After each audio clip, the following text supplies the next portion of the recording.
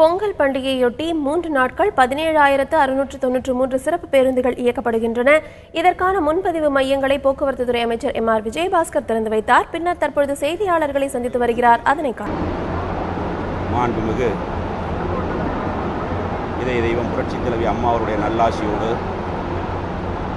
வருகின்ற பொங்கல் திருநாளை முன்னிட்டு சென்னையில் இருந்து வெளியூர்களுக்கு செல்லக்கூடிய பயணிகளுடைய வசதிக்கு ஏற்ப சென்னையிலிருந்தும் மற்ற பகுதிகளிலிருந்தும் பேருந்துகளை இயக்க வேண்டும் என்று மதிப்பிற்குரிய சின்னம்மா அவர்களும் மாண்புமிகு முதலமைச்சர் அவர்களும் உத்தரவிட்டிருக்கிறார்கள்.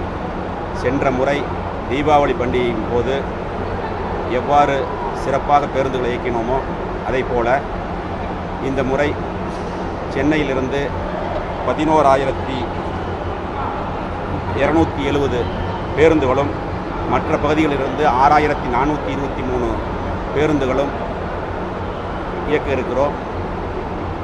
இந்த சிறப்பு பேருந்துகள் இயக்குவதற்கு இன்று சிறப்பு கவுண்டர்கள் திறக்கப்பட்டிருக்கிறது.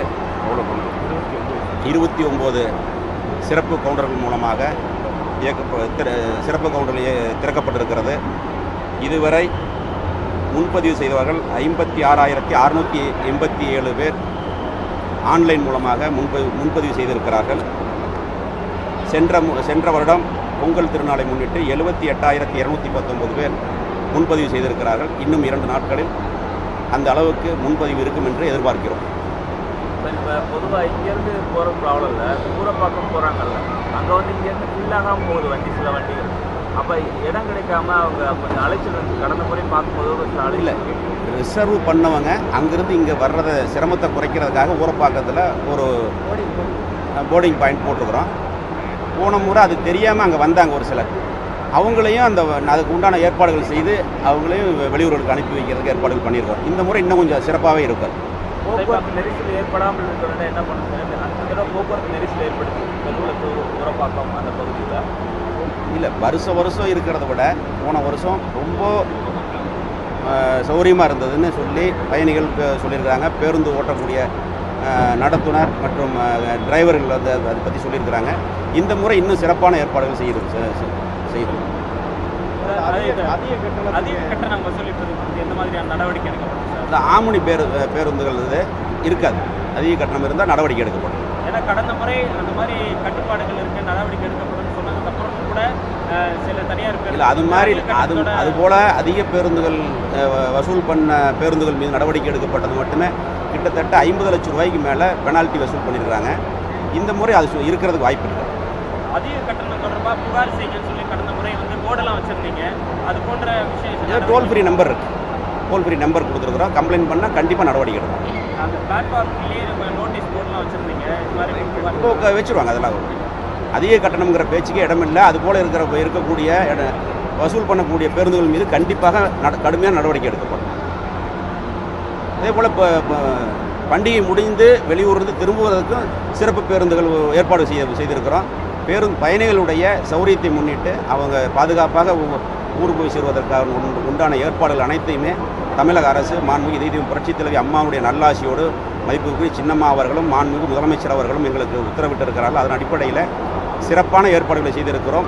எந்த விதமான சிரமம் இல்லாமல் சென்ற முறை தீபாவளியை விட இன்னும் சிறப்பான ஏற்பாடுகளை செய்திருக்கிறோம். கனரக வாகனங்கள் சென்னைக்குள் வருவதற்கு அந்த பீக் ஹவர்ஸில் சென்னைக்குள் வருவதை தடை செய்வதற்கான ஏற்பாடுகளும் செய்திருக்கிறோம். அப்படி செய்யும் பொழுது இன்னும் போக்குவரத்து நெரிசல் குறையும்.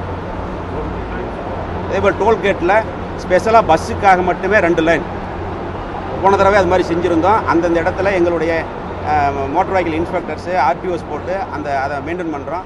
அதனால் அவங்களுக்கு போக்குவரத்து மிகவும் சிரமம் இல்லாமல் போகிறதுக்கு உண்டான ஏற்பாடுகள் செய்திருக்கிறோம்.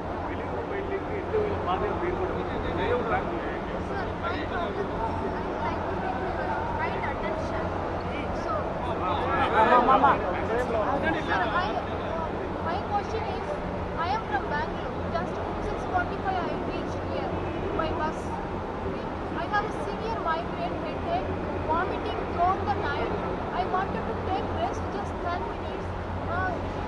தலை மயக்கம் சுற்றுறது. இங்கே படுத்தேன். போலீஸ்காரர் ஒருத்தர் வந்து லத்தியில் அடிச்சு கேட்டார், என்ன என்ன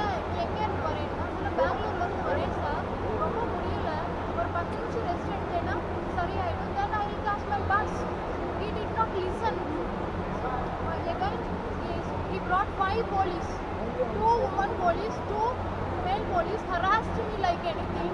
Sir, I want to go to Saidabad. Please let me take 10 minutes. I am begging. Lattile adicha. இல்ல பாக்க சொல்றேன். என்ன I have written a complaint. This kind of நடவடிக்கை எடுக்கிற அதே in the name of safety, public people are tortured by police. In this Coimbatore bus stand, I never seen this. பாக்க சொல்றேன். Oh, now I have taken medicine. Police person is with some Mr. Pandi and Kuppusamy. And 2 women police, 2 male police, one single woman not able to travel. One single woman have no freedom. 7 o'clock. Sir, நடவடிக்கை எடுக்க சொல்றேன். morning 7 o'clock is harassed. நடவடிக்கை எடுக்க சொல்றேன். பாக்க சொல்றேன். நீ petition கொடுத்துட்டீங்க, கண்டிப்பா நடவடிக்கை எடுக்கும். I am going to take action through the central ministry. Those police people need to be dismissed. Need to be dismissed. I am a research scholar, yeah? I am a research scholar, highly educated person. These police